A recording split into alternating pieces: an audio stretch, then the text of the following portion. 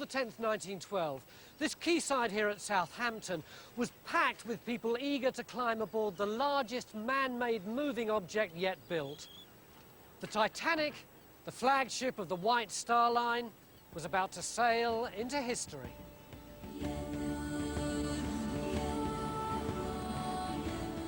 Most people know what happened next.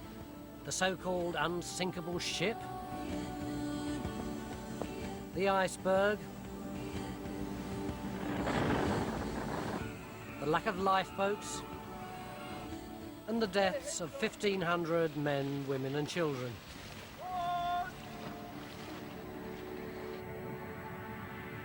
Since the wreck site's discovery in 1985, archaeologists, scientists and historians have explored and analysed Titanic's rusting hull, unlocking some of her secrets. But Hollywood film director James Cameron, a man who's absolutely obsessed by the Titanic, is leading one last expedition to enter the ship and solve the final mysteries of the world's most famous shipwreck. And he's invited me along to dive with him 2.5 miles down to the bottom of the Atlantic. It's an honour and it's a privilege. To say I'm excited is an understatement, but I'm also just a little bit scared.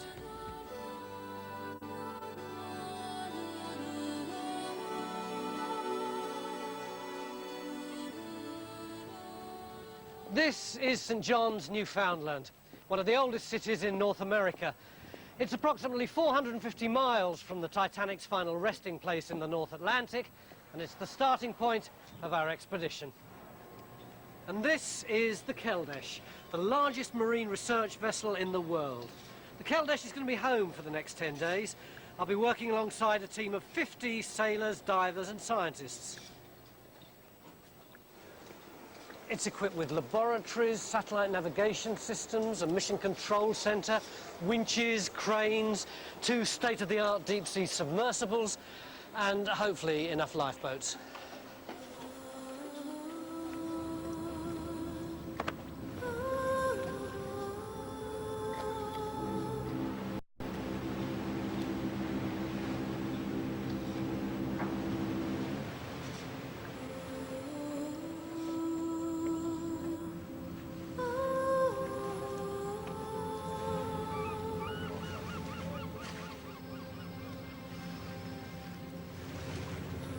With an average speed of only 10 knots, half that of the Titanic, it's going to take the Keldysh almost 2 days to reach the wreck site. We head out over the treacherous Grand Banks of Newfoundland and into the deep water of the abyssal plain of the North Atlantic. I'm scheduled to dive in 7 days, so I've got plenty of time to immerse myself in the expedition and meet the team. After making 35 dives and spending over 300 hours exploring the wreck, this is to be Oscar-winning movie director James Cameron's final expedition to Titanic.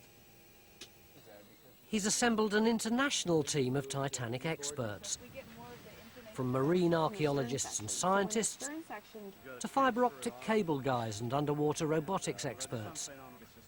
The Americans, Kiwis, Canadians, Russians and Brits share Jim's passion for all things Titanic.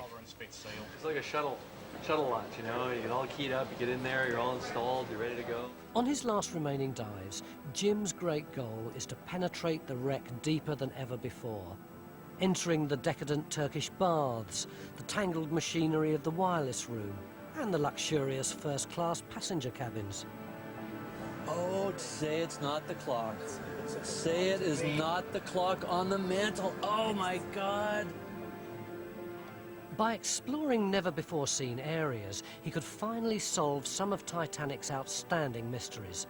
Did the wireless operators stay at their posts until the bitter end? What time did the cabins finally fill with water? Titanic, despite what you might think or what you might read, is not a closed book. The story is still full of holes. There's still so much mystery around exactly what happened. Sure, the general picture is understood, but the details, so many details are still in question, are still missing, were never recorded. Artist Ken Marshall paints highly detailed pictures of the Titanic wreck. Everything from rusting rivets to portholes is based on painstaking analysis of video and still images. This forensic approach to the exploration is more like crime scene or air crash investigation than conventional archaeology. Jim's going to attempt to send live video pictures 12,500 feet up from the wreck to the Mission Control Centre on the Keldysh. This is where we'll analyse every frame, trying to piece together the minute details of her interior, decoration and layout before she's lost forever. This would be the headboard, maybe? Let me see.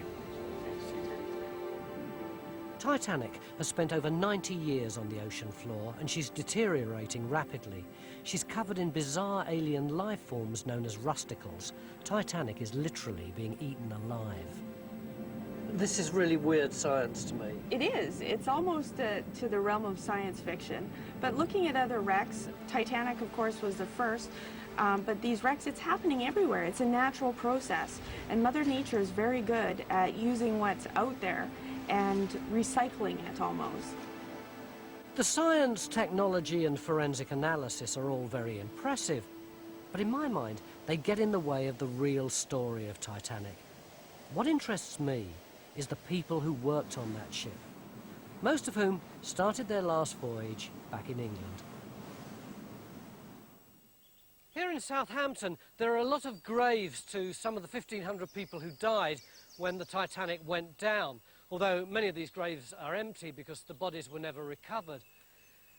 I'd like to find out more about the people who were lost. One in particular, a Robinson, James William Robinson. His body actually was recovered and then it was buried at sea. But he was a ship's victualling steward, which is exactly the same job as my granddad had for the best part of 50 years on the South Africa run. So I do feel quite a lot of empathy with him.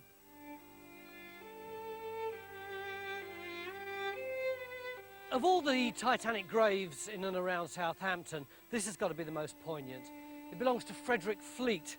He was the first person to see the iceberg that actually sank the vessel, and he was rescued and continued working at sea for many years until finally in 1965 he took his own life. You'll remember that one of the most enduring stories of the sinking is the one about the musicians who played as the ship went down. It says here, they died at their posts like men. Now, I know loads of musicians. Some of my best friends are musicians, but I don't think I know any who'd do that. I mean, what would be the point? There are monuments all over Southampton to people who died on board the Titanic, including this monumental one to the engineers, who it says showed their high conception of duty and their heroism by remaining at their posts. There are lots of these stories about various crew members who went down with the ship, but is it something that we would do now? Is it actually something that they did then?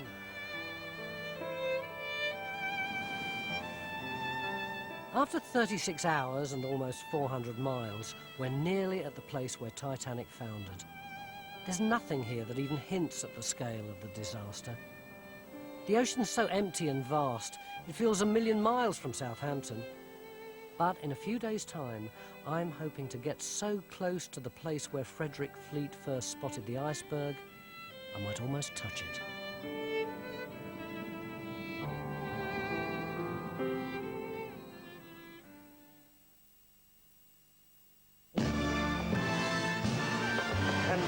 Of life is a powerful beat. Puts a tingle in your fingers and a tingle in your feet. Rhythm in your bedroom, rhythm in the street. Yes, the rhythm of life is a powerful beat. Flip your wings and fly to your daddy. Take a dive and swim to your daddy. Hit the floor and rock your daddy. Baby's got the rhythm of life.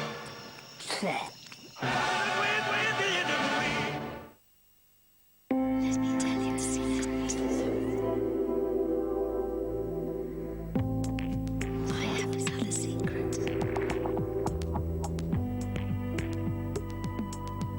The secret's in the DVD. New with the Remington. Sleek and go.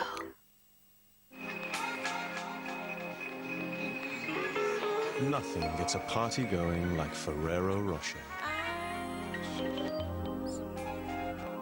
the unique taste is simply bliss.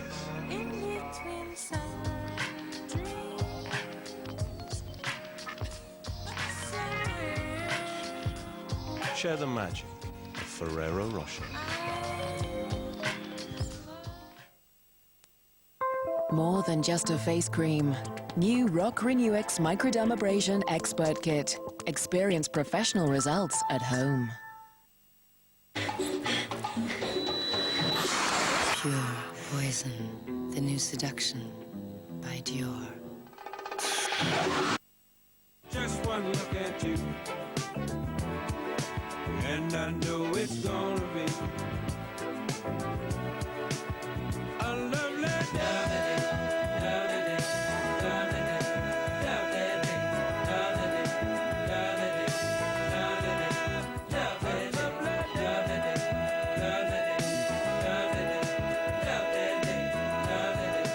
The farmers, growers and suppliers of one supermarket are working hard to make sure you and your family have the very best of everything this Christmas.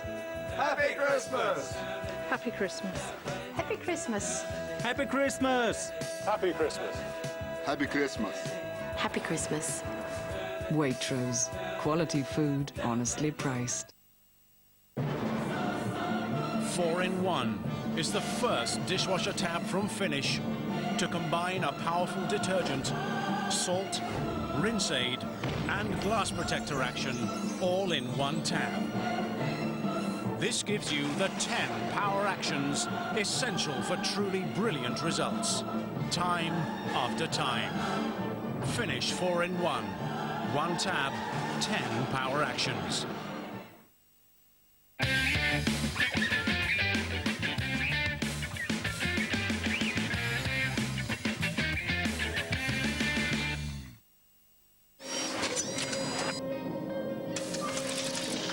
Which premium vodka is 10 times filtered for purity?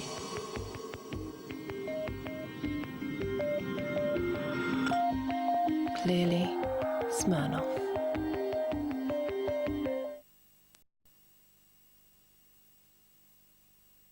A unique portrait of Britain's most influential comedian, Spike Milligan, revealed through previously unseen footage. Do you think I'm normal or abnormal? Get it off!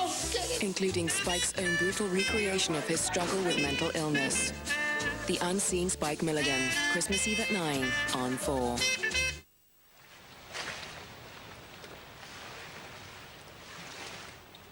Here we are. This is it.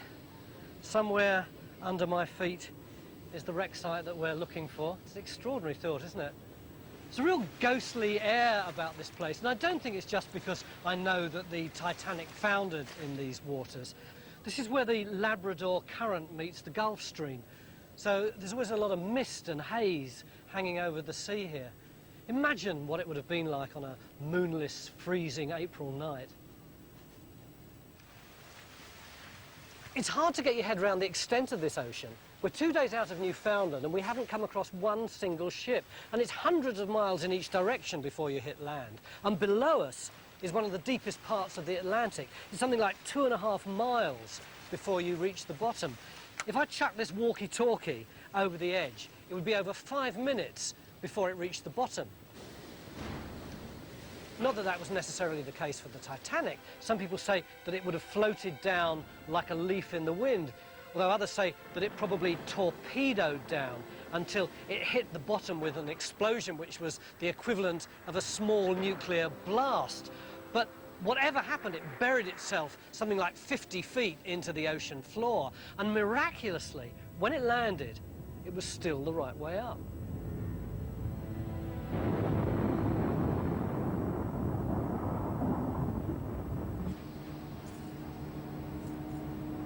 With the Keldysh now positioned over the wreck site, the Russian engineering crew begin prepping and polishing the 2 subs, called Mirs, ready for the first dive. You? Yeah. Go Yeah. down? Yeah. Oh, it's good. Yeah? It's good. I wasn't on the Mir down. Very much man. But I go down in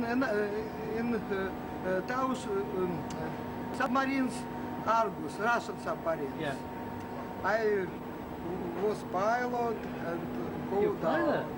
pilot? On submarine from Russia. I'm just beating myself up for how racist and sexist I am. I thought Olga was the cleaner, and she's a scientist, she's an engineer, she's a chemist.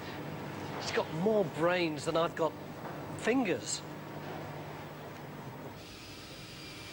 I'll be going down to the bottom of the ocean in one of these things in 5 days' time, and I don't even know how they work. Carl Spencer, one of Britain's most experienced deep-sea explorers, gave me a quick tour. This is one of only a pair of submersibles capable of diving to the depths of the Titanic. How far down will it go? 6,000 metres. So at the depth of the Titanic, 3,784 metres, we're well within the working limits of the MERS. What will stop it crushing in on itself and squashing me to the size of a pea? Well, the actual cockpit is actually a 7-foot diameter nickel alloy sphere. It's 9 inches thick. There are 3 portholes on the front. The portholes themselves are made out of plexiglass. They're 7 inches thick. I mean, this thing is a pretty strong piece of engineered equipment. Obviously, it's warm inside the sphere. Yeah. The water temperature on the bottom gets to about 2 degrees C, so occasionally you get condensation. The only time you have to worry is if the water that drips on you tastes a bit salty. Don't say that stuff. So look, do I get in it here, or do I get in it when we get out to No, sea? everything on the MERS is rigged on deck here in the MER bays. Yeah. There's a set of ladders on the port side of the MER. This takes us to the hatch on the top of the MER. So how does the thing get uncoupled from the derrick that swings me out? There's a proper deployment system here, which swings the MER, already rigged, you guys out, and deploys it over the side of the Keldysh. Yeah. There's a ship on board here called a Koresh, which is a support ship for the MERS. It then tows them out to a designated point. The cowboys cut the The who? The cowboys. They've become known as the MER cowboys because they ride the top of these MERs. They're like a rodeo rider on a steer. I want to be looked after by guys in white coats with glasses. Each one has 3 university degrees, not cowboys.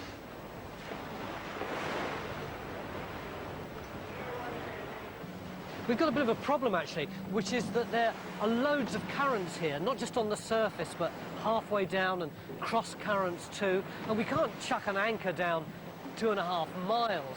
So the boat keeps drifting, and we constantly have to keep repositioning, and the subs have to keep repositioning too. It's a really delicate and frustratingly complex operation. With the Keldysh repositioned, Jim's ready to make his first dive, to explore the wreck and test the surface video link. The video pictures are sent back to the MER, and from the MER up to the surface via 20,000 feet of fibre optic cable. It's critical that this fragile umbilical, costing $1 a foot, doesn't snag or snap on the long descent. The cable's controlled and paid out from an inflatable boat to minimise drag and drift in the mid-ocean currents. It's a delicate balancing act, letting just enough out without putting too much tension on the cable.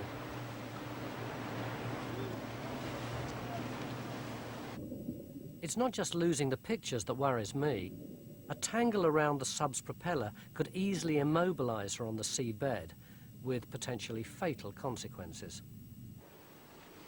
This is one of those really magic moments. Can you see it out there?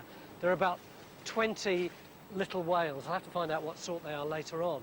The reason that they're here is, you see this long cable there, that goes right down to the bottom of the ocean, and they've put a transponder on the end of it to help us navigate when we're down the bottom, and the transponder's going ping, ping, ping, and the whales have heard it, and they've come to play. It's a bit like that moment in a sci-fi thing where we hear the aliens and go and see them.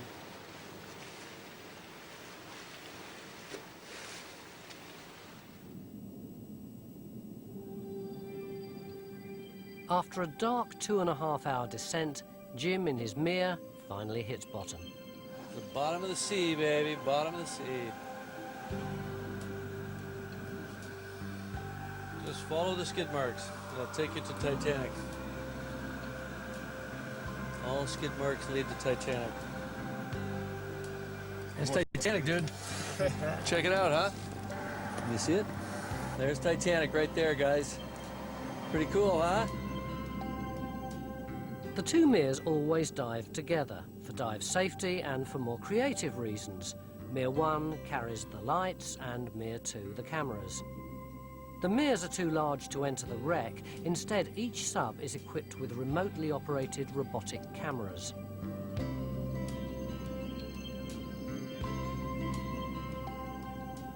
These butts, all individually named by Jim, are controlled from the Meer and are small enough to go through portholes and navigate the ship's collapsed interior. Now, just so you don't think I'm sitting here playing Halo 2 at the bottom of the ocean, I'm actually flying a remotely operated vehicle whose name is Gilligan. He's the green sort of toaster on steroids. The bots cost thousands of dollars and are each capable of working at depths of up to 20,000 feet and pressures of 6,000 pounds per square inch. If nothing goes wrong, they'll be able to penetrate and explore up to 1,500 feet inside the wreck.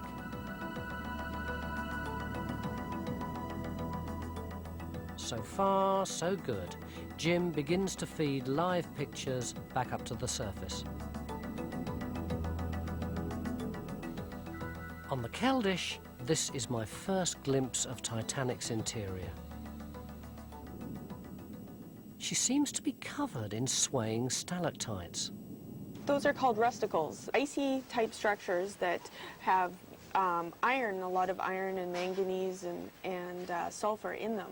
So they're actually biological in nature. They're created through bacteria. So are they animal or mineral? Both, actually.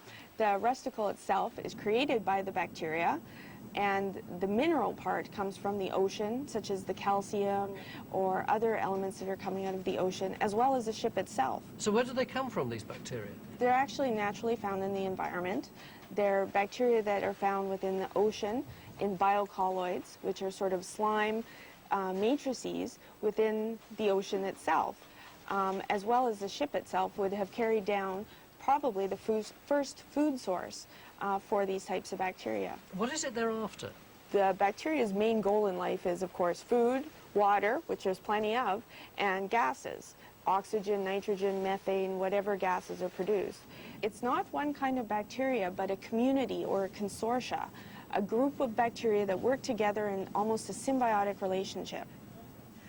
If you touch a rusticle and break it apart, it will spew out these red dust and yellow slimes for it. Why? We think it has a reproductive element to it because the bacteria are always looking to colonize new areas of structure. So the steel in other areas ends up becoming completely coated with this red dust, yellow slime, which in essence is the rusticles. So we start off with the steel. Yes. Which was made out of, what, pig iron and... Probably pig iron, sulfur, manganese, all sorts of different nickel, leads, all sorts of things go into the steel. And you've got all these little things working on the steel. Yes. And eventually they turn it back into pig iron. Exactly. Titanic will end up being an iron ore deposit on the bottom of the ocean one day. Can you measure, by looking at the rusticles, how long it's going to take the Titanic to break down?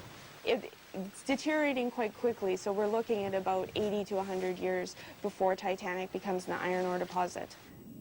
Long before that, the hull will become so eaten away by bacteria that it'll collapse in on itself, destroying all the archaeological evidence inside. I think we're in. The first target of this dive is the Marconi Wireless Room, a place charged with tales of bravery and heroism. This is where, on the fateful night, wireless operators Harold Bride and Jack Phillips spent hours tapping out and transmitting Morse code distress signals. Their actions led to the rescue of 700 survivors. The question is, did they really stay at their posts as water flooded the room?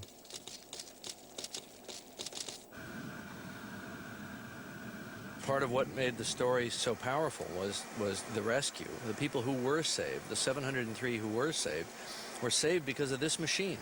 You know, we're in a wireless age right now. Everybody's, you know, it's wireless everything. But this was the first wireless device. The turn of the last century, it was a wireless age as well, and people were enamored of this technology. Oh, there's some writing vaults. Look at that. And look at these regulators. This is, you can see the left one is cranked all the way over. They were really trying to get the spark up as much as they could as the ship was dying. This is right where Jonathan Phillips switched off the set. The large breaker switch is frozen forever in the off position. This means that the wireless was deliberately isolated to prevent a short circuit. Whoever threw the switch was risking fatal electrocution as the water rose. Either he was incredibly brave, he wasn't stupid, these were smart guys. These were the computer geeks of 1912. 22-year-old Bride survived the wreck, while 25-year-old Phillips died. Both were hailed as heroes.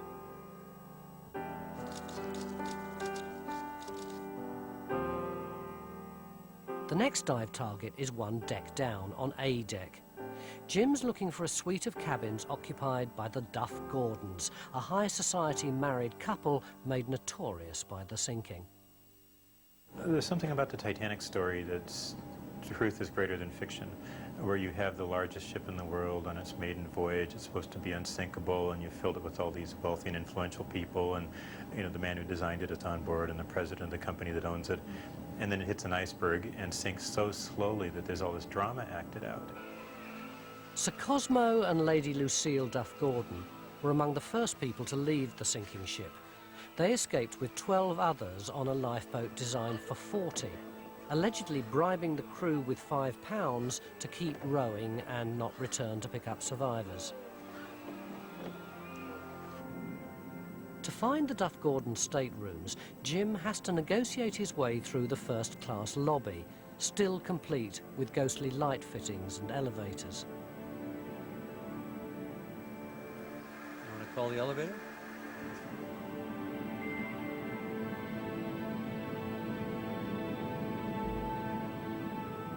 To drive and navigate these bots in such enclosed and collapsed spaces, you need a unique sense of spatial awareness.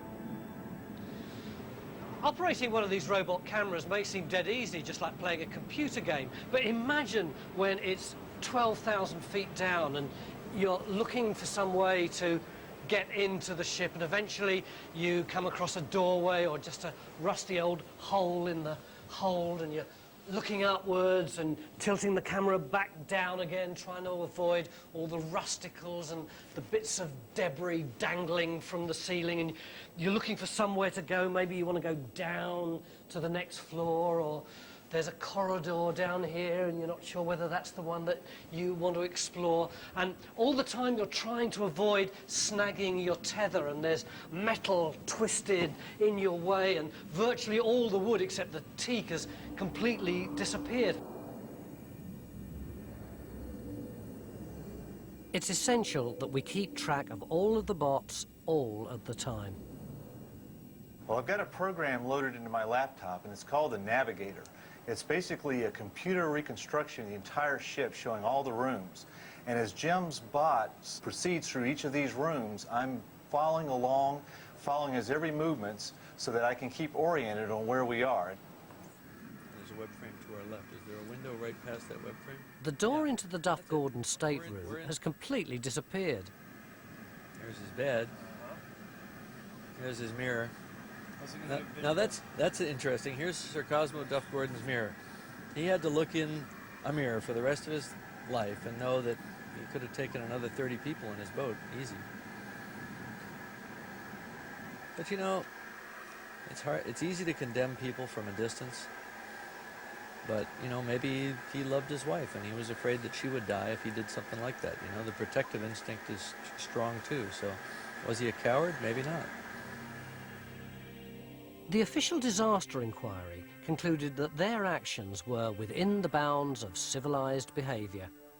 Even so, they carried the stigma of cowardice for the rest of their lives. It's pretty open above. Oh, look.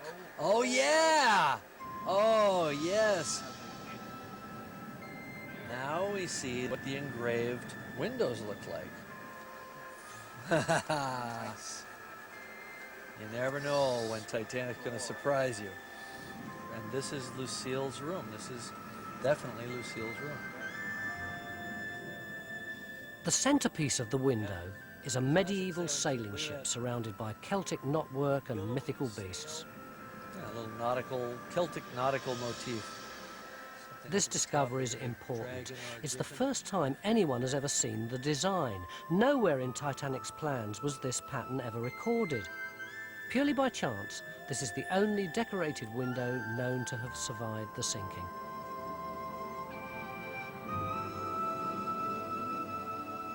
Moving along the empty corridors of A deck, the preservation of even the minor rooms is amazing. So this is a lavatory on our left here. Pantry. Is that what it says? Yeah. Pantry. Oh, well, that might be interesting.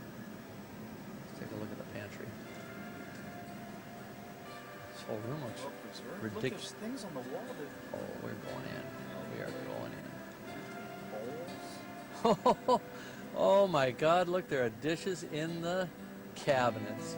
There's something about seeing it in situ like this. These fancy dinner plates would have been used by the likes of the Duff Gordons. Who knows? Maybe they were even stacked here by my namesake, the steward James Robinson. I mean, normally you'd have stuff piled on top of it, but these have been protected. That shelf right above has been protecting these plates. Given the precarious state of the wreck, it's not going to be long before these will be lost to history too. This rapid deterioration is creating arguments within the archaeological community as to whether artifacts from inside the wreck should ever be salvaged. I'm starting to think, should we think about somehow saving some of these things from actually inside the ship?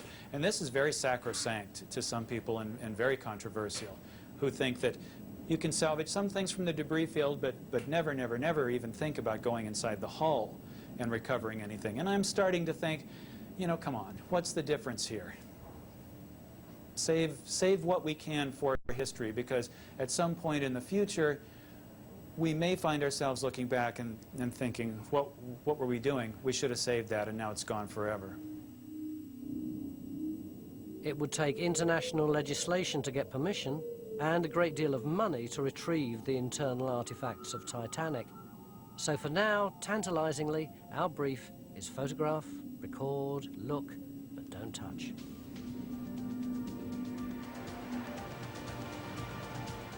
After 12 hours underwater, Jim finally returns to the surface. But with only 4 days before my dive, there's trouble brewing. We've just received a hurricane warning.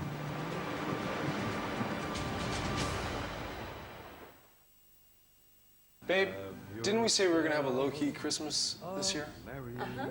Little Christmas, let your heart be light. Low-key, huh? Yeah, low-key, just like you asked. Year Huh. I think we need a bigger tree. To dream the impossible dream.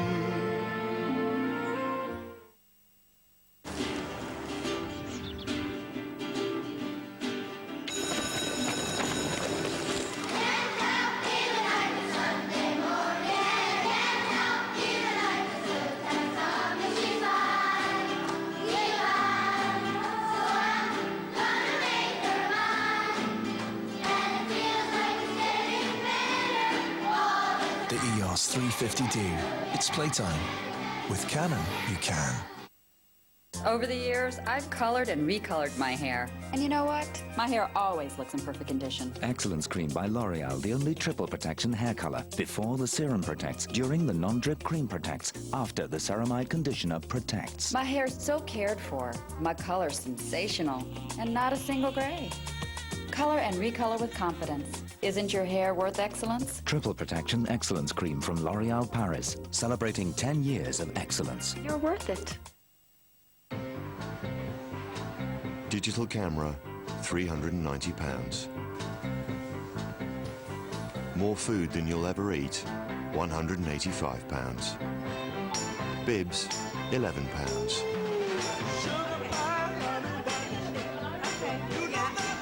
Christmas with your first grandchild, priceless. There are some things money can't buy. For everything you need at Christmas, there's MasterCard.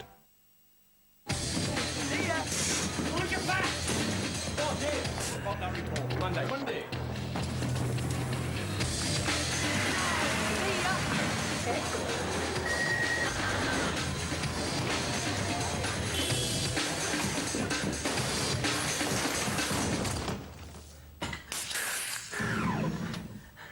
Cheers. Carlin, spot on. Reason 385. A leg of fresh pork, only £3.19 per kilogramme. More reasons to shop at Morrison's.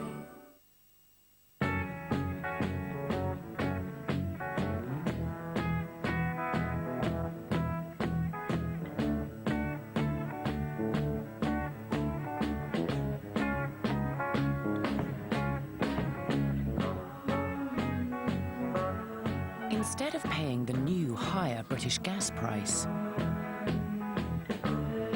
you could pay their old lower cash cheque price, frozen until 2007 with npower.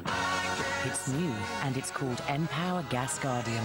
Call this number to apply. You and npower, happy together.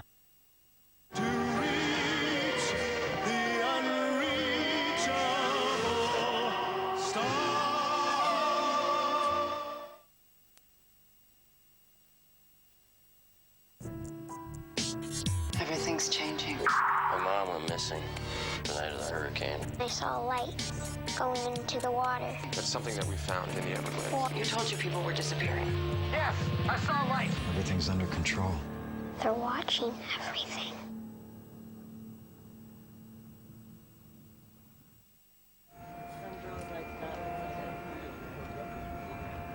With only 3 days before my dive, we've got problems on the Keldysh. The fibre optic video link that worked so well on the previous dive is broken. Somewhere along the fiber optic line, we fouled the connection. We're not sure exactly what happened. It kinked, broke, something along those lines. We have to identify what the problem is now. So it's essentially just a communications problem? It's just a communications problem, yeah. Everything was fine. We had audio link, we had video link. And you weren't leaking? Topside. We weren't leaking. And it was all looking good.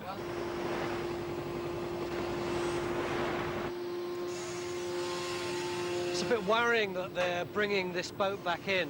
The first Mir was supposed to be launched at about 8 o'clock this morning and ended up being launched at 5 to 2, I think it was. And it's now 7:15. This one we thought was going to go maybe about half an hour ago, and then suddenly the roof went back on it and it's just kind of stuck here. We don't really know what the problem is, and everyone is so kind of grey-faced that we don't like to ask them. I think it's something to do with the robot cameras, but I'm not absolutely sure.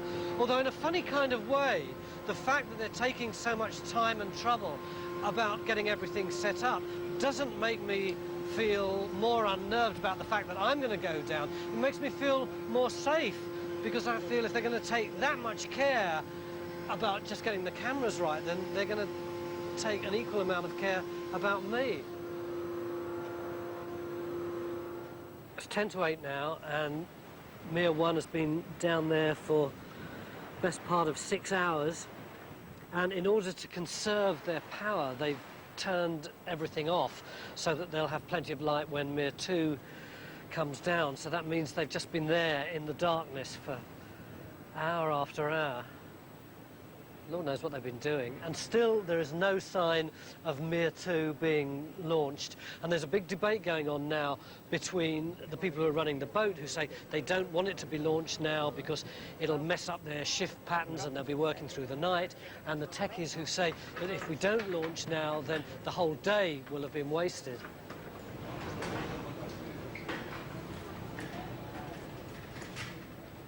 It's 5 to 9 now. We were just about to go. Jim had made the decision, but we've drifted 2 miles off course, so it's going to be another half hour in order to get back to where we're supposed to be. But The other thing is that the weather forecast... Belinda, can I borrow you for a minute?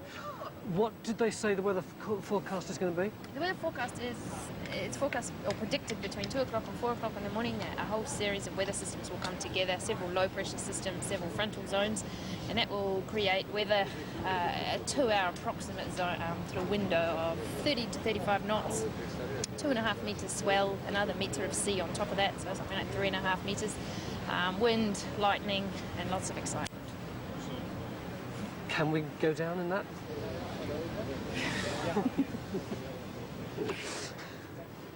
Carl has been stuck on this boat for hours now, waiting to go out. Carl, have a word. Yeah, sure. What is it that you're going to do with this boat? We're running this rib in support of the prime rib, which has got the fibre optic feed down to the mere submersibles down on the wreck. We've had a few technical problems, but we've managed to clear the technical problems now. Unfortunately, it looks like there's a weather front coming in now, so... If there's a storm, how will it affect you guys on this boat? Apart from the obvious safety implications, there's the implication for losing the feed. We've got a 2.5-mile fibre optic from the surface running down to the meres. If we have a 10-foot swell, for instance, we've potentially got a 10-foot slack in the fibre optic, which if we hit a peak of a wave, we could snap that fibre optic, we'll lose the signal, we'll lose the whole shooting match. And there's thunder and lightning out there too? Well, it's forecast, and we're hoping that it's going to pass us by, but yeah, it's certainly a possibility. So what would happen if it hit the fibre optic? Well, if it hits the fibre optic, it's going to take the fibre optic out. But you know, we're here to do a job. We're taking a calculated risk. We've got to get the job done, and we're going to go for it.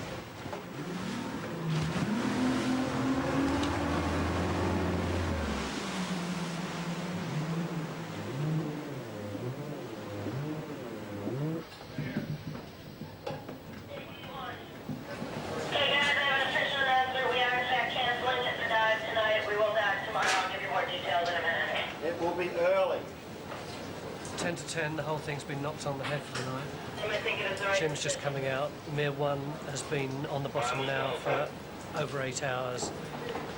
No light, no power, waiting for something that isn't going to happen. It's like a shuttle launch, you know? You get all keyed up, you get in there, you're all installed, you're ready to go. You're stacked on the pad, ready to go, and then thunderstorm comes in a nice scrub. It's the same deal. All right. Alrighty. Let's get everyone up. Make sure we get attack everyone at dawn. Early night. 12 hours on the ocean floor, and Mere 1 safely recovered after a completely wasted day.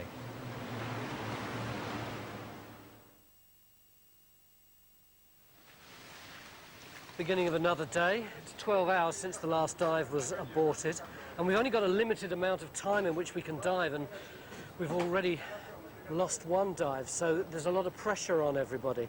And the problem really is that the different aspects technologically of this dive are so complex that if just one goes down, we're not going to get our pictures from the bottom of the ocean.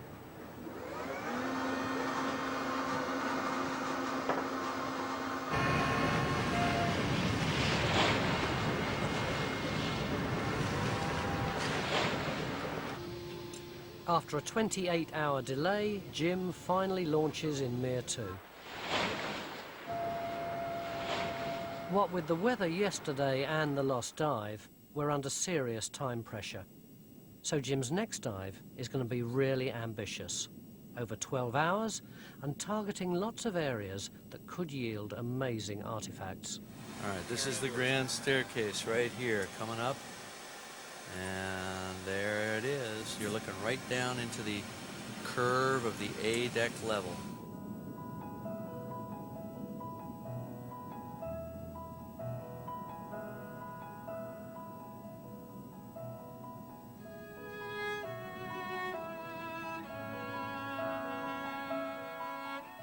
The grand staircase was one of the most opulent areas of the entire ship. Made of pale English oak, it extended down from the boat deck to E deck. With finely carved balustrades and mouldings, it was the main thoroughfare for the first-class passengers. Not a trace of the staircase remains, just a gaping hole that provides easy access for the bots. Jim's convinced that the staircase hasn't rotted away, but instead was ripped from the stairwell with the immense hydraulic forces created when the ship was inundated.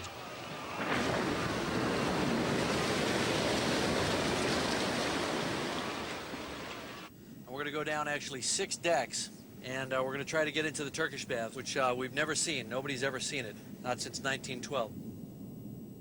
Jim's first target, the Turkish baths, are below the bottom of the grand staircase on F deck. The baths are tantalising, as only one photograph exists showing what they look like. But knowing that they contain teak furniture, brass and bronze light fittings, and were decorated with glazed ceramic tiles protected by steel walls, means this could turn out to be the best preserved room in the entire wreck. Considered the height of decadent luxury in their day, the Turkish baths didn't meet with everyone's approval. One first-class passenger, Mrs. Daisy Spedden, who survived the disaster, was less than thrilled with the experience. "It will be my first and my last," she said. "I've never disliked anything as much in my life." Door to the Turkish baths is just ahead to the left. But is it closed or is it just ajar? Oh, it looks like access into something. Now I feel like, you know, the archaeologists that found King Tut's tomb, you know, what it must have felt like to them. Tell them we're in the Turkish baths and we see the tiles. We are in the Turkish baths and we see wall tiles. You guys made the call. Look at the quality of preservation. Yeah, Ken called it totally. The preservation of this room is unreal. Unbelievable. Look at this. There's one of the beds. Yeah, look, there's one of the lounges. Now, I guess these are more of the chaise. Look at that one, it's intact. Talk about deck chairs on the Titanic. Unbelievable. Oh, man. This room is really frustrating, not just for me, but for all the archaeologists. So near, and yet so far. It's hard when something is so technologically advanced and so based in what it takes to get us out here. You mean there's a lot of technological guys, and actually their priorities tend to predominate? Bingo. Well, if they can't get us down there, we can't do anything. Yeah, yeah. And if they get us to... No, I was just thinking, but that means that you can't record in the same way that you would as an archaeologist. You can't lay a grid down. You can't say, I've found a certain collection of things right on this point, which may mean something or not. And you do have to go around that, and it is actually extremely difficult to look at an archaeological site and see vertical integrity. Well, look, I've got this room, and oh, it has walls and a roof. Yeah, you're looking at it in a completely different way. And so we tried to come up with a system of nodes where we would go in and survey each room using the little ROV, get a 360-degree view, and then at least bring that back and have image database of Titanic. But it is more of a matching it to the historical record than any actual excavation. We're not disturbing the sediment at all. But there must be some value for you as an archaeologist. There is definitely, and for me, it's that we're going to try and put this artifact database in the public domain. We're going to post it on the web and make it accessible to everyone. Look at the decorations. That is like perfectly... The baths have survived virtually intact due to the walls being made of steel. Even the ceramic tiles are still attached. Oh, look at that. The designers were obviously trying to create a Moorish feel to the place. Tiled peacock bird motifs alongside highly ornate carved wood domes and finials. Teak's the only wood known to survive on Titanic. The treated hardwood seems to be immune to decomposition. Oh, look at the preservation of the woodwork. Even the Star of David carvings underneath the half dome are still sharp and visible.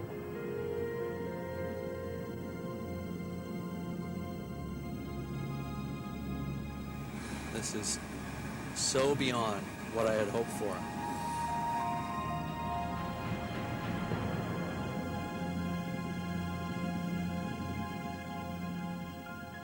Despite our look but don't touch approach, there are some people who maintain that Titanic should be completely left in peace. After all, 1,500 people died in the disaster. Some people look upon Titanic as a memorial that should have never been touched, never been disturbed, and indeed some people think it should never have even been found or photographed. There's quite a large spectrum here, from those extremes to the other extreme, which is, you know, salvage everything you can from the site, recover and preserve and restore and conserve as much as you can, because Titanic is slowly deteriorating and collapsing, and inevitably this is true. I tend to fall more on the side of recover what we can, not before very thorough documentation. Photograph where everything is in situ, in its position, document, measure, whatever you can, but certainly within a century, everything within that ship, no matter how historical, how rare, they will all be destroyed and lost forever.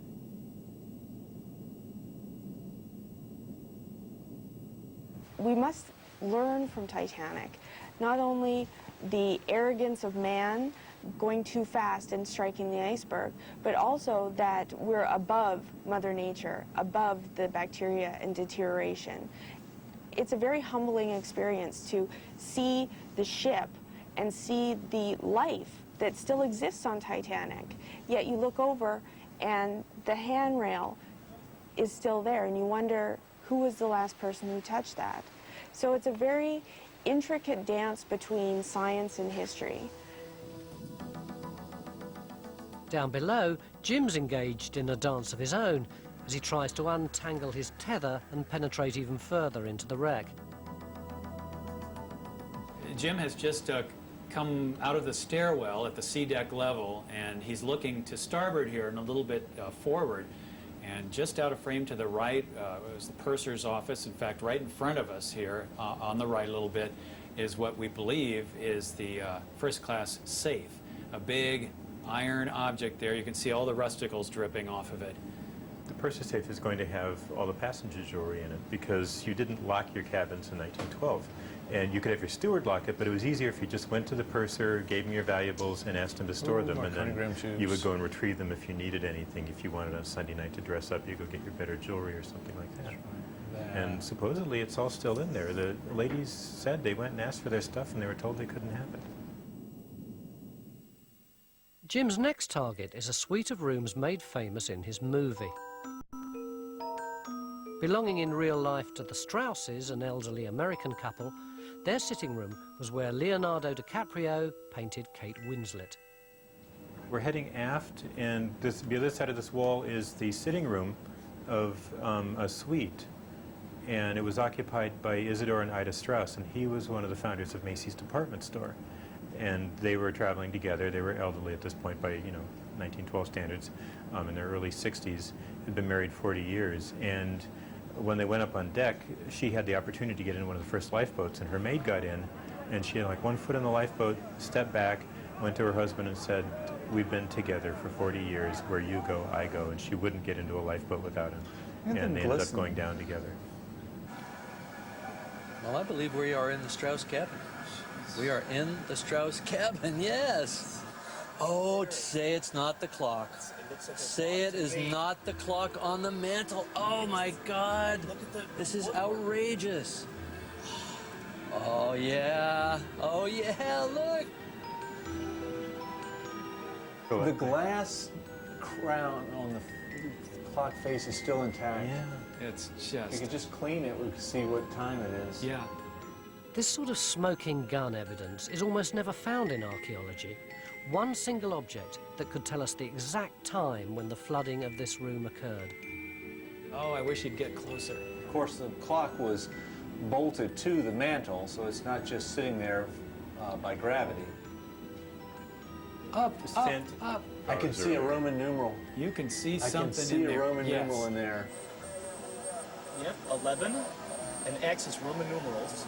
Oh, God. That's 12 at the top. You can see a large. Yeah. There's the okay, one. there's a minute hand right there. It's about 5 minutes. You sure that's not the one? Well, that looked like, I mean, it could have been the one. We'll do frame grabs. Can we clean this up? Look at the condition. I mean, this has got to be, gold-plated brass. Well, if he pulls up just a little bit. I know, we're so... The ROV focus. That is a hand right there. Now, that's going all the way to the periphery. That's got to be the minute hand. The hour hand wouldn't go that far out. Well, maybe it was 2:04, 2:05 when it stopped. Yeah. Because that's just where it would be. Well, it looks like my estimate was off. Yeah, oh, look how close he's trying to see through that glass desperately. And we were wondering, why didn't he try to... Quick, Jim, what time is it? There's something under there. That's like the 4 position. See, it almost looks like there's rust settled That's- down yeah, inside that's there. rust. See, I have a feeling that the hands are such thin metal that they've gone. Well, that be. one was so skinny and so distinct. It had to have been a clock hand. We will find out. There'll be a lot more study of this footage, that's for sure. I feel like I've been on a roller coaster ride. I know, we almost saw hands on the face of a clock. I think we saw a hand. I know. The chance survival of this small, delicate object is extraordinary. It certainly looks like the Strauss's clock stopped at 2:20. One more tiny new detail in the Titanic chronology. Pièce de résistance was that the clock was still sitting on the mantle. Yeah. The gold and ceramic clock that we had in the movie, featured in like the very first shot in that area of that suite. Were you able to be kind of clinical and scientific and detached about it? Are you kidding? Oh yeah. I mean, there's the detached part that's still flying the ROV and trying not to silt out and do the proper image. But there's the other little kid in the back of your brain that's jumping up and down saying, I can't. We're gonna go here. Cheers, all right, man. Good luck. And we dive tomorrow. We dive tomorrow. After waiting days for my chance, this is it. No turning back. Tomorrow, I dive at dawn.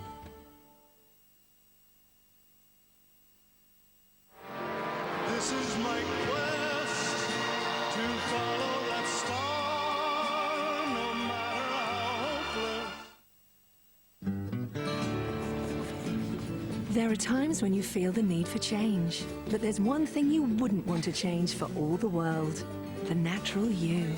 Introducing Garnier Belle Color, enriched with jojoba and wheat germ oils. It's not flat color, it's naturally multi-tonal color that works with and reflects your hair's natural tones and highlights. And grays, gone, so you look as natural as nature intended. Garnier Belle Color. Garnier. I must have been the only person in the world who didn't know who she was. Disappearance of the world's most famous. Drive, it's beautiful up here. Who are you? I love to death. Come away with me. No one can steal a dream. And then she was gone. Her kiss, her smile, her perfume.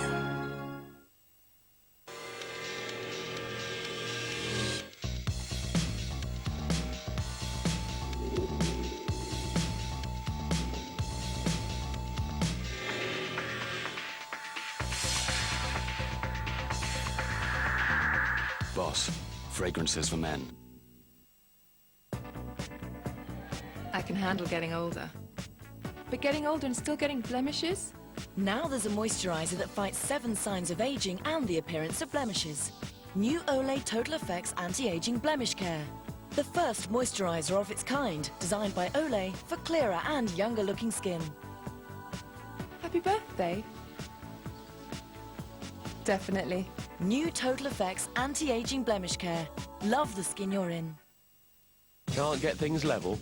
The Black & Decker Laser Plus projects a level laser line and helps locate live wires and metal pipes. So you can put things up safely and perfectly straight. Part of our laser range.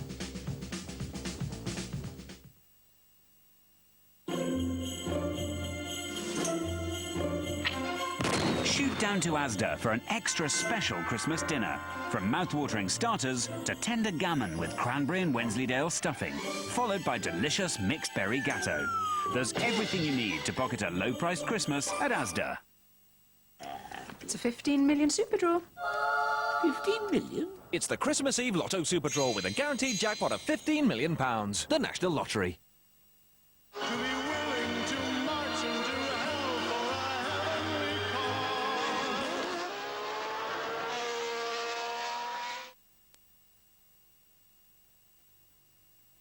It's Christmas time at the F Word, and after losing the last 4 recipe challenges, Gordon's going head-to-head with Hugh. You're distracting me and you're making me over-whip the egg white. The problem is there's a new judge in town. I'm going to be firm, but fair. Excellent. Gordon Ramsay's Christmas F Word, Wednesday at 9 on 4.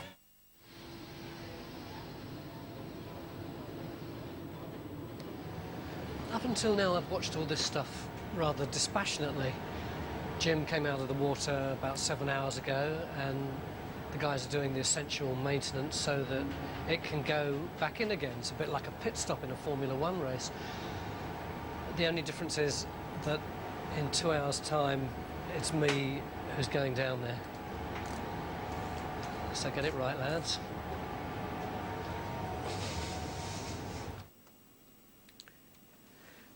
They've delayed the dive twice today already, so it's still 2 hours before I go down. This is all the stuff that I've sorted out to take with me. Lots of warm weather gear, and this hat I'm told I've got to take. Little blue notebook for the questions I want to ask Jim. Thermals, very attractive. Lots of pills there for seasickness. These are to seal me up to make sure that I don't go to the lab, because there isn't a toilet on board. These are good. It says in the spec that they don't like it if you're flatulent. We've just done the dive brief. Boy, oh boy. What can I tell you? Jim is very, very tired. He's been diving non-stop for about 4 days now. And so he said he didn't want cameras in on the dive brief, which is fair enough. And he doesn't want us to do any shooting when we're actually going down in the sub, just when we get to the bottom, because he's going to sleep, believe it or not, on the way down and plan the dive. We're hoping to penetrate deeper into the wreck than ever before, into the massive boiler rooms, in an attempt to solve one last outstanding Titanic mystery. Can we find evidence of a fire in one of the coal bunkers that might have contributed to the sinking of the ship? Given the amount of razor-sharp twisted metal that's sure to be down there, it's a high-risk strategy, for us and for the bots. He's taking 3 down there. If all 3 work, then we should be able to cover an awful lot. If 2 work less, if 1 works, then hardly any. But given that this is the last dive, those poor little bots are getting quite tired, and we just won't know how they're going to hold up until we get down there. After 2 postponements and an 8.5-hour wait, I finally get the call. I'm about to join Jim on his last ever dive to the Titanic. You ready for me, Jim? Yeah, come on ahead. This is it. No turning back. Well, if this goes wrong, you've got to air the show. I'm not drowning for nothing, all right, mate? Amazingly, I don't feel scared. I thought I would, but I don't.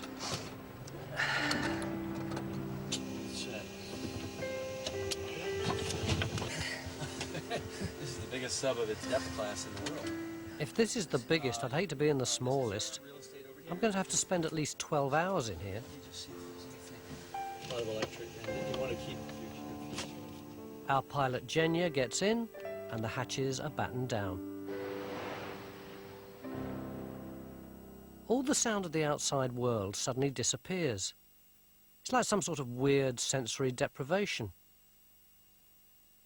I'm getting really twitchy being surrounded by all these electronic buttons and switches. I really don't want to press anything important.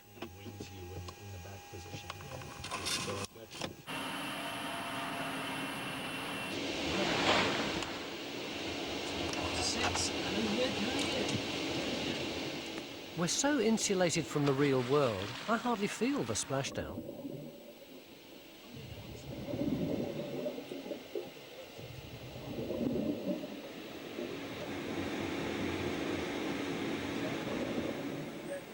Descending at over 5,000 feet per hour, it gets completely dark outside in less than a minute.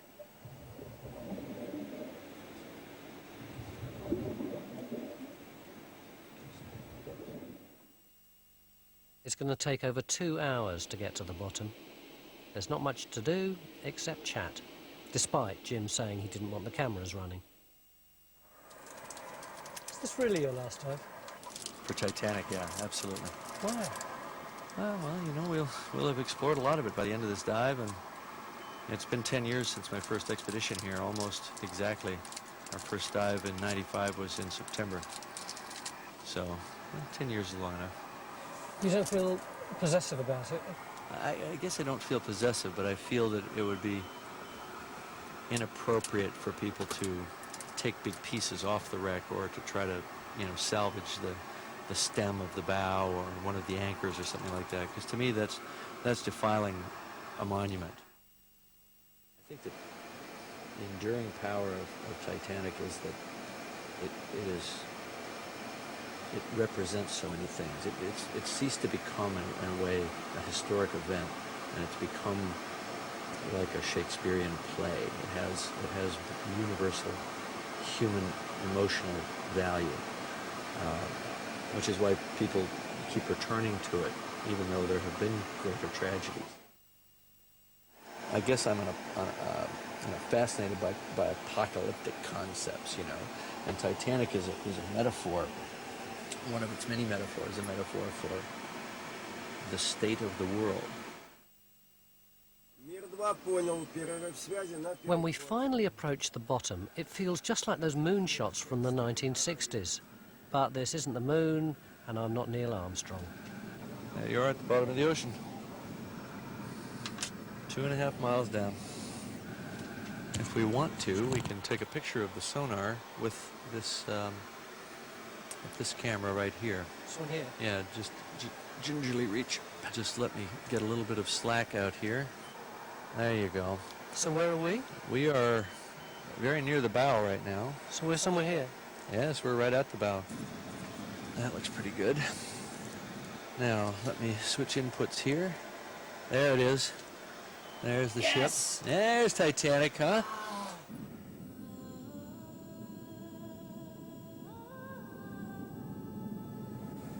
There you go. Wow. There it is. I can see it through the porthole. It is a real picture. Yeah, yes. Remember it with your eyes. It's better than the video. Okay, we're rolling. There's the bow. All right. It's the perfect ghost ship, you know, just sort of emerging out of the murk. I think there's also something about the fact that it's so difficult to get to. I've dived a few wrecks that are like tourist wrecks. Yeah. But this is... It's almost like a space mission to get to it. It's always struck me that it exists in another world, you know, in a almost like the mythical Greek underworld. It's extraordinary that we've got our back to it, and we're looking at it like you would look through the television, and then you turn around and look through the porthole, and there's the real thing. Right there. In case we don't get back to the bow, I might want to have a look too. Yeah, it might be the last time I see it with my eyes.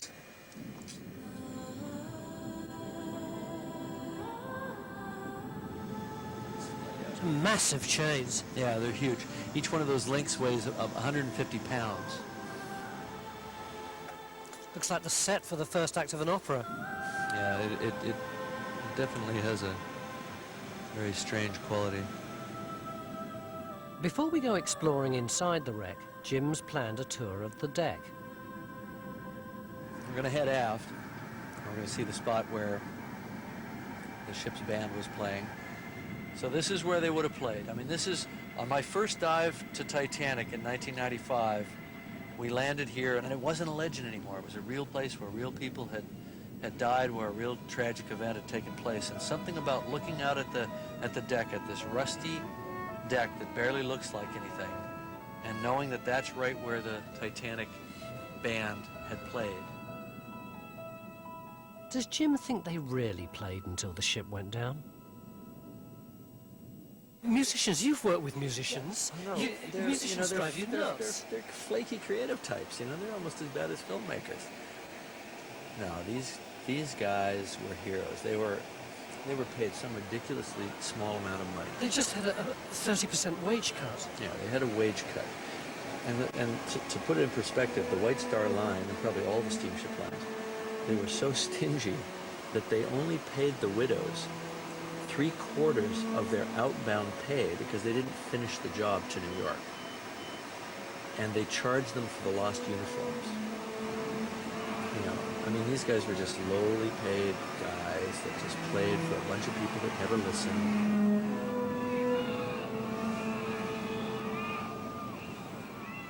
A heroic myth's been built up around that little band, but I still find it hard to believe that they sacrificed their lives for so little. We head forward, towards the bow. Now we feel like we're walking on Titanic. Jim's flying the bot exactly at eye level.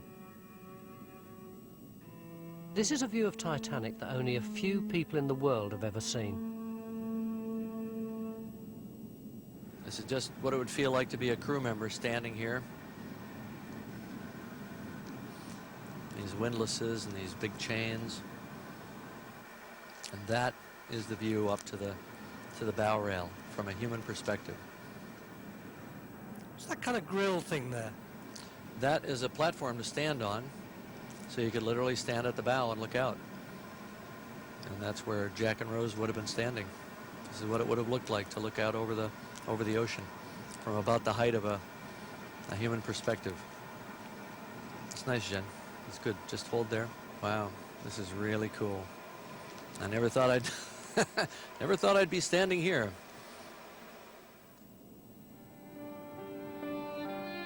On our journey back from the bow, we begin to travel up the collapsed mast. This is where lookout Frederick Fleet first sighted the iceberg. The mast has suffered a major collapse over the past few years. Given the rate of bacterial growth and consumption, it's not going to be here for much longer. Fleet would have climbed 100 feet up the inside of the hollow mast out of this door to the now destroyed crow's nest. See this cable hanging out of the crow's nest? Yeah. I think that's the telephone cable. So that's where Frederick Fleet called the bridge. Iceberg! Right ahead! And if he had seen it, what, 10 seconds earlier, might have all been different.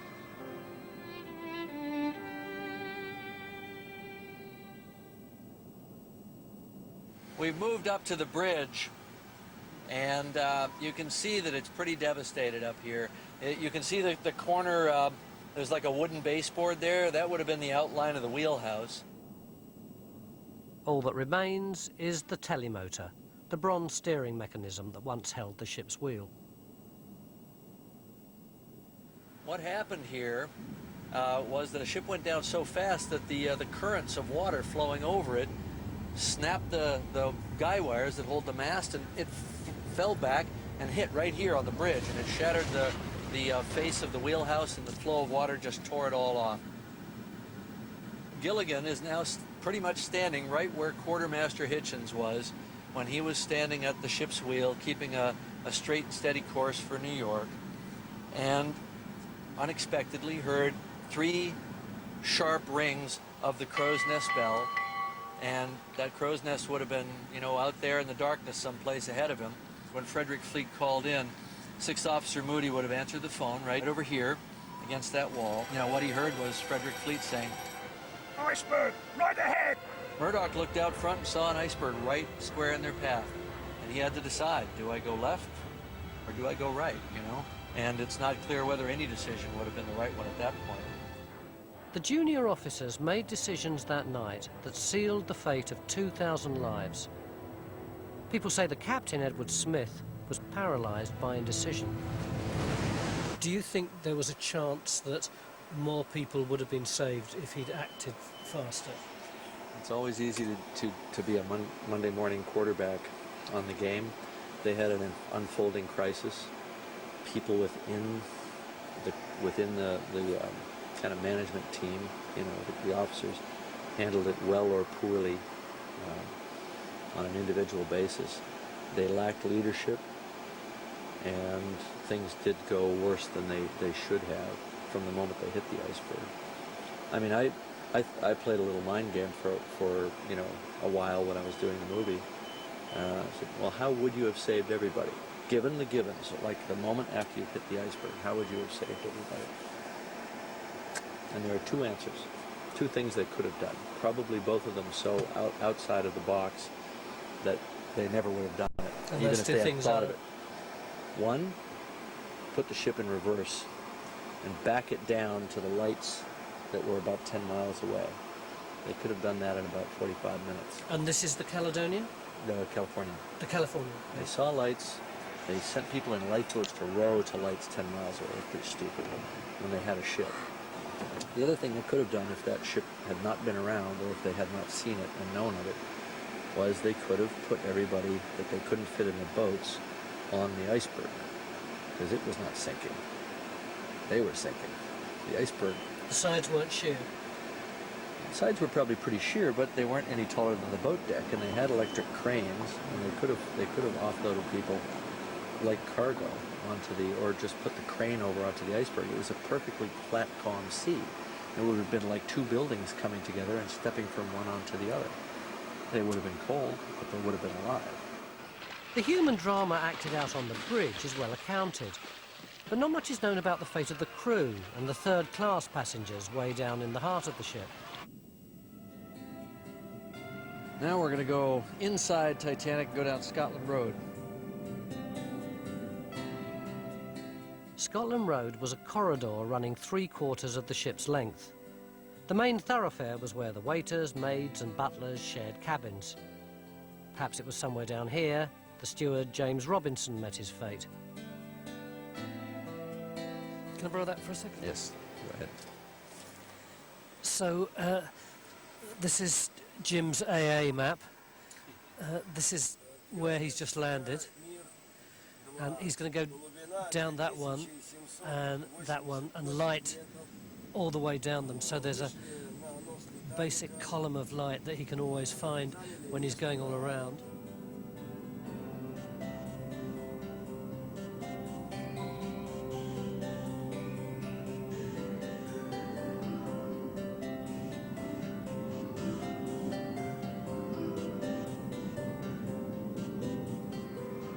There's a set of stairs, quite nicely preserved.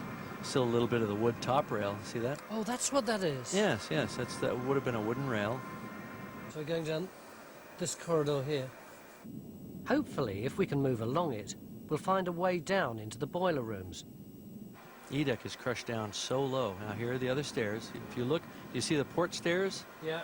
All right, these are the port stairs.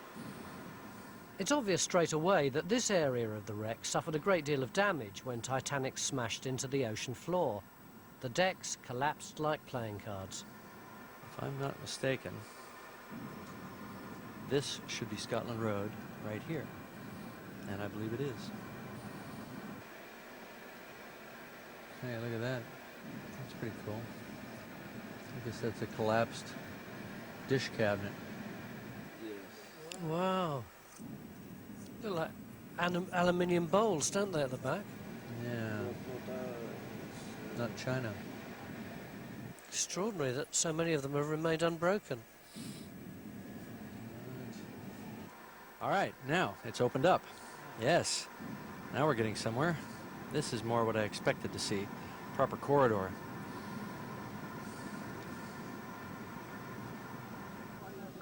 Ah, that's our door. That's our door, guys. Look at that. That's a fiddly right there if I ever saw one. A fiddly was the fixed metal ladder that acted as an escape route from the flooding and exploding boiler rooms. It could be our only way in. Oh, that's not good. What the hell was that?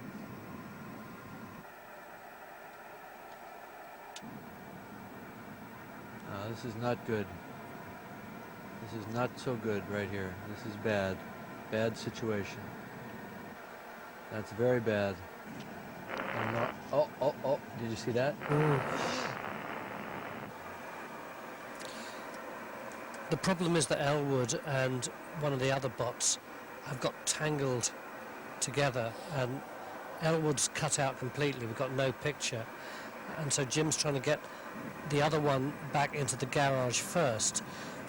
And then he's going to try and move Elwood, because he fears that if he tries to move Elwood before the other one's at home and dry, he could cut the tether of that one, and we'd have two bots stuck.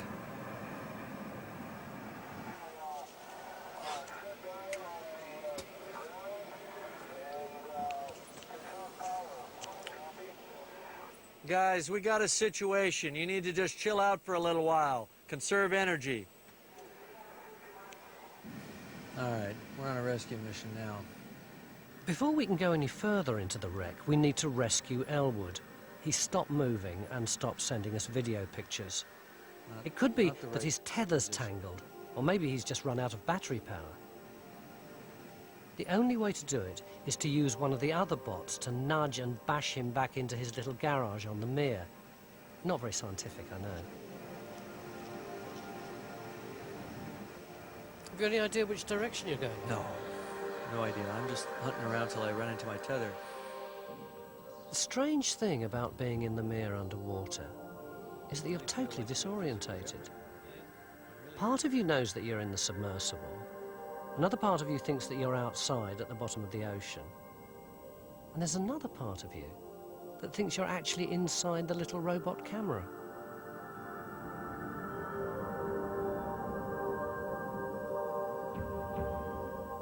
Whoa, no, we don't want that one. This whole journey, which I thought was going to be a trip through Wonderland or Mermaid Land, has actually veered off into a very unexpected and rather mundane direction. It's like I've been invited to a journey to Mars, and now we've landed, we're spending the trip down an extinct volcano retrieving bits of spaceship. It's a bit like being in one of Jim's movies.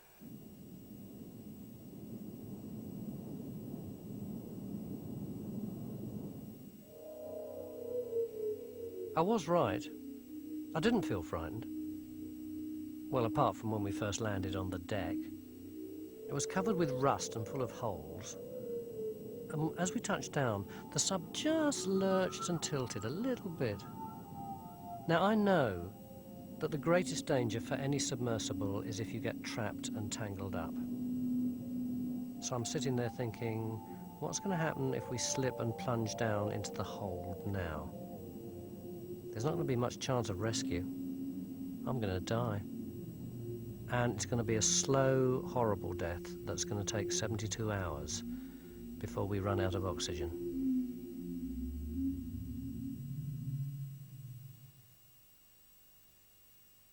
This story really could save you pounds. Get up to half price off all George Foreman health grills and all juicers and smoothie makers. Don't shop for it, Argos it. Pure Poison, the new seduction by Dior. This is the actual size of your nasal passages when you've got a cold. That bunged up feeling you suddenly get is not caused by snot. Yuck. It's actually the blood vessels in your nose swelling up due to infection. That's what gives you that groggy feeling. And the only way to stop it is to find some way to expand your nasal passages and increase the airflow, giving you room to breathe. Sudafed. Room to breathe. Monday, happy days. Tuesday, Wednesday, happy days. Thursday, Friday, happy days. Saturday, another day. Moving all week with you. These days are ours. Share them with me. These days are ours. These happy days are yours and mine. Citroen C3, designed for happy days. Turkeys. We've got over 20 different types. Fresh, frozen, free range, organic, basted and garnished. From traditional birds, if you've got the time to stuff, to ready prepared ones, if you simply stuff for time. Tesco. Every little helps.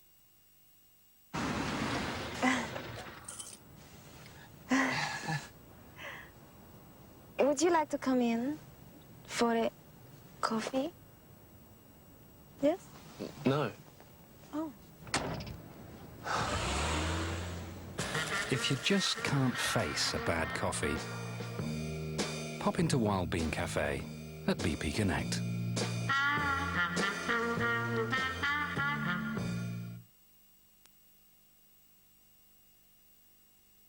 I'm on a journey asking how there can be an all-loving God after an event like the tsunami. God did this because he loves us. My children committed bad sins in their previous life. Death is your best friend. Did God intentionally allow millions to suffer during the last festive season? Mark Dowd wants answers. Tsunami, where was God? Christmas Day, 7:50.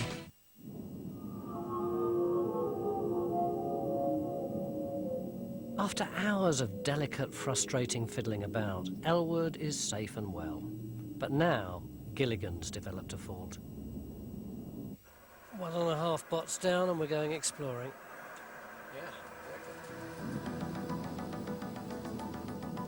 Guys, can you go back to the grill door and shine your spotlight?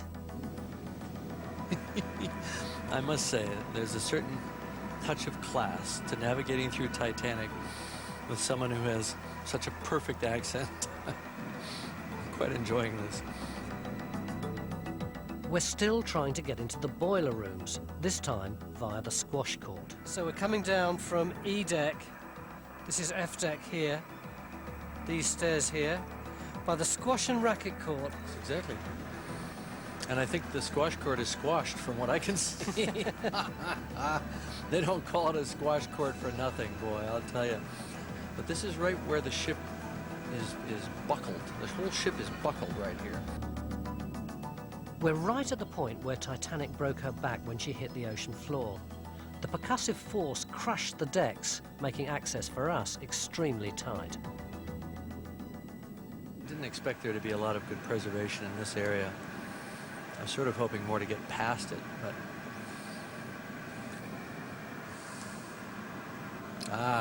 Boosh.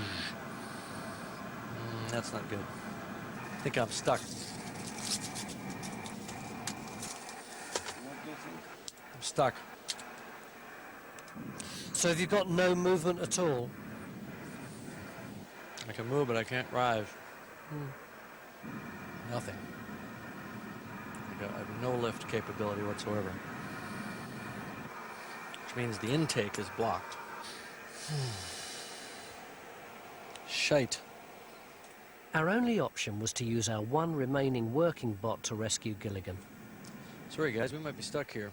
That was the end of my journey of exploration. Not what we dreamed of, is it, Tony? It's not.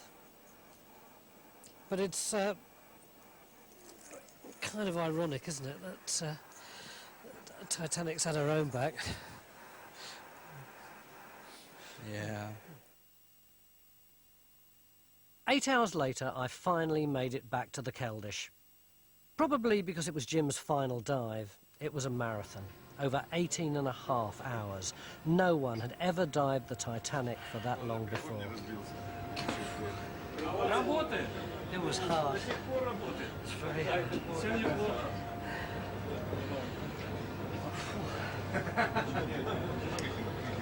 It wasn't anything like I expected it to be. Everything that could go wrong seemed to go wrong, but we managed to prevail, nevertheless. And we even got a bot that had been left down there. That's right. Not only did we manage to not only did we manage to lose all our bots and get them all back, but we went and got the other guy's bot too.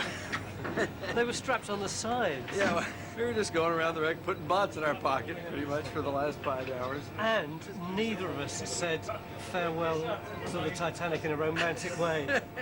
We both forgot. We were standing there jabbering away, looked down and went, oh, it's gone. It's gone. There you go. Ah, well. Cool. Full on, that was. Yeah, it was pretty full on, wasn't it? A lot of flying. Cheers. Some nice stuff. All right. Pleasure diving with you, Tony. At the beginning of my journey, I wanted to see if I could find out the truth behind those legendary stories of heroism and sacrifice that have always surrounded the Titanic. Unfortunately, diving the ship didn't give me the answers to those questions, but what it did do was help me understand the scale of the disaster. Titanic is so huge and imposing that whatever individual human tragedies were acted out that night, sadly seem to me now dwarfed by her sheer physical presence. But if I did get a glimpse of the people who were there, it was through the ghostly artifacts still inside the cabins and corridors, which painted for me a much more vivid picture of a bygone era and a group of people brought together by fate than any faded black and white photograph ever could.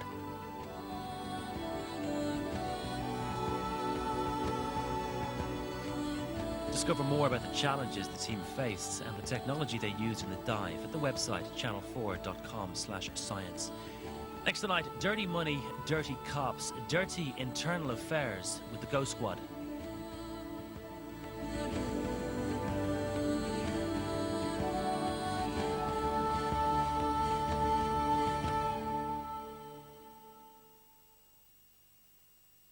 And now, the tough housewives